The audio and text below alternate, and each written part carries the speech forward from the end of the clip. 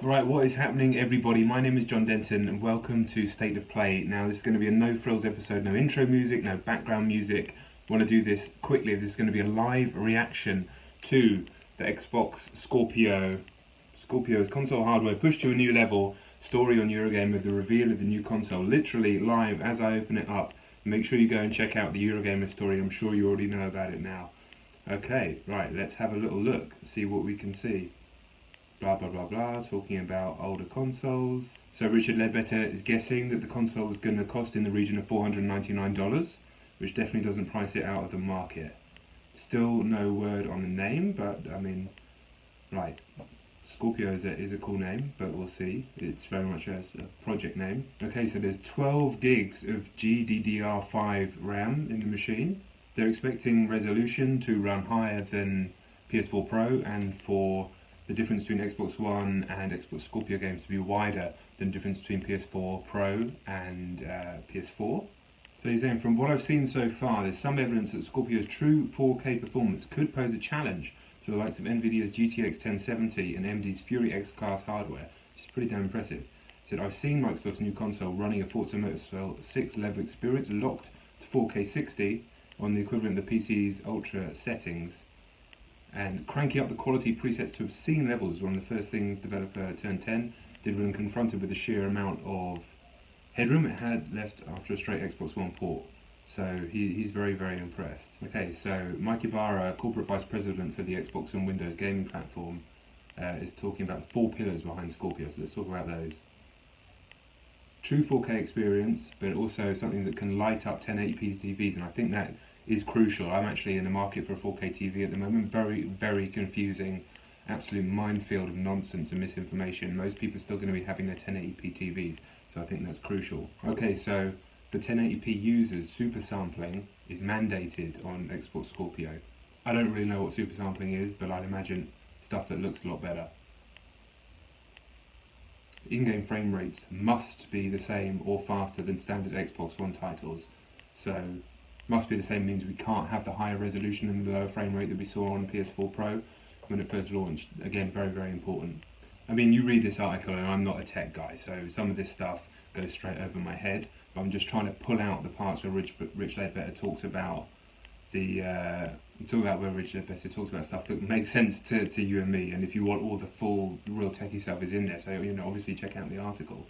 So where are we going here? Massive improvements to Xbox 360 and Xbox One games. Something he's saying that it's not going to be like mobile phone upgrade cycle. It's not going to be 6 to 8 times leap in power every 5 years. It's going to be more like 2 to 3 times boost in power every 3 to 4 years. That's how console generations are going to go, he expects. In the wake of the Microsoft visit, I have little doubt that Project Scorpio will be a great piece of hardware. Project Scorpio really is exactly the right reaction from the Xbox team in the face of Sony's success.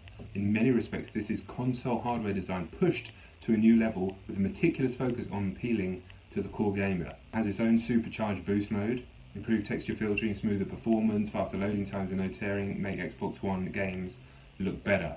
So it does seem by this article, which I said is very tech heavy, there's no trailers, there's no footage, there's no software stuff in this reveal. So yeah, I mean, no doubt this machine is more powerful than PS4 Pro.